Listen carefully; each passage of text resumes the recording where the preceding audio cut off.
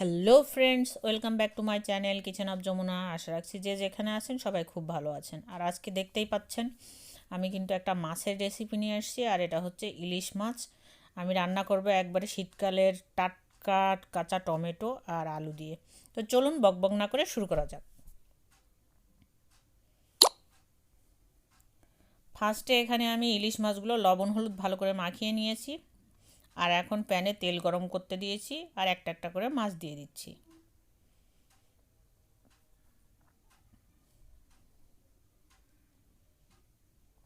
মাছগুলো আমি খুব ভালো করে ভেজে নেব।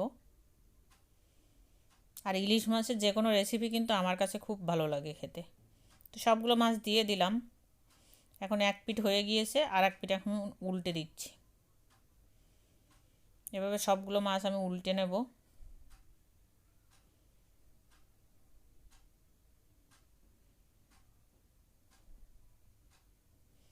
সবগুলো উল্টে নিয়েছি, আর এভাবেই ভেজে নিতে হবে। এদিকে আমি কাঁচা টমেটো কেটে নিয়েছি আর আলু কেটে নিয়েছি। এই রেসিপিটা কিন্তু খেতে দুর্দান্ত হয়, গরম ভাতের সাথে খুব ভালো লাগে খেতে। তো মাছগুলো কিন্তু ভাজা হয়ে গিয়েছে, এখন একটা একটা করে উঠিয়ে নেব।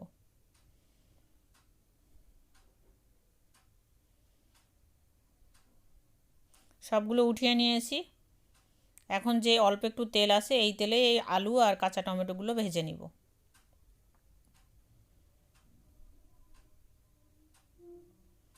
যারা কাঁচা টমেটো দিয়ে এখনও কোনো দিন তরকারি খাননি বা মাছের কোনো রেসিপি খাননি, তারা একদিন হলেও এভাবে ট্রাই করবেন, দেখবেন খুবই ভালো লাগবে খেতে। দিয়ে দিচ্ছি লবণ, আর দেব হলুদ। কাঁচা টমেটো দিয়ে মাছ রান্না করা যায়, এটা কিন্তু শিখছি আমি আমার মায়ের কাছ দিয়ে। মা নর্মালি আমাদের গ্রামের বাড়িতে গাছে কাঁচা টমেটো হতো এই শীতকালে। তো মাছ রান্না করার সময় ওখান থেকে চার পাঁচটা তুলে নিয়ে আসতো, আর তাই দিয়ে মাছ রান্না করে দিত, খুব ভালো লাগতো খেতে। আর সেটা হচ্ছে গাছের একবারে ফ্রেশ টমেটো, সেটার আসলে তুলনা হয় না। যদি কখনো সুযোগ হয় তাহলে আমার গ্রামের বাড়ির আমি সবজি বাগান আপনাদের ঘুরিয়ে দেখাবো। তো এভাবে ভেজে তুলে নিলাম, আর আলো একটু তেল অ্যাড করে দিলাম এতে। এখন ফোড়ন দিলাম জিরা। তবে এখানে চাইলে আপনারা কিন্তু পাঁচ ফোড়নও দিতে পারেন, যে যে ফোড়নটা খেতে ভালোবাসেন সেটাই দিবেন। দিয়ে দিলাম পেঁয়াজ আর কাঁচামরিচ কুচি, তবে কাঁচামরিচটা আপনারা চাইলে একটু বাড়িয়ে দিতে পারেন। আমার বাসায় যেহেতু ঝাল সবাই একটু কম খায়, সেজন্য একটু কম ঝাল দিয়েছি আমি। এখানে আসে শুকনো ঝালের গুঁড়ি হাফ চামচ, আরও ফুল এক চামচ দিয়ে দিলাম ধনিয়া গুঁড়া, আর দিয়ে দেবো ফুল এক চামচ জিরা গুঁড়া। জল দিয়ে একটু গুলে নেব। আর এদিকে পেঁয়াজ কিন্তু ভাজা হয়ে গিয়েছে। এখন যে মশলাটা গুলে রেখেছিলাম সেটা এই তরকারির ভিতর দিয়ে দেব। এখন মশলাটা খুব ভালো করে নাড়াচাড়া করে ভালো করে ভেজে নিতে হবে মশলাটা, তাহলেই কিন্তু তরকারিটা টেস্ট হবে।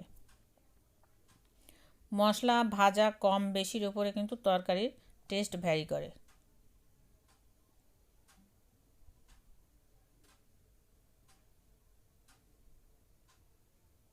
তো দেখতে পাচ্ছেন বন্ধুরা, প্রায় কিন্তু ভাজা ভাজা হয়ে আসছে মশলাগুলো।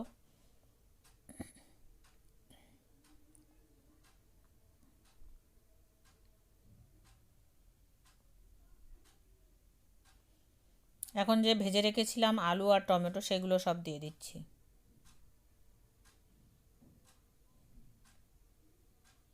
আর একটু নাড়াচাড়া করে মশলাগুলো মিক্স করে নিব, তারপরে এতে ঝোল দিয়ে দেব।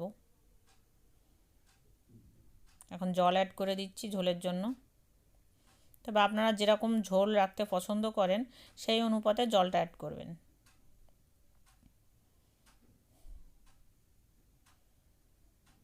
তো দেখতে পাচ্ছেন বন্ধুরা, ঝোল কিন্তু ফুটে উঠেছে। বেশ কিছু সময় ফোটার পরে যখন আলুগুলো সিদ্ধ হয়ে গিয়েছে, টমেটোও সিদ্ধ হয়ে গিয়েছে, তখন আমি মাছগুলো অ্যাড করে দিচ্ছি।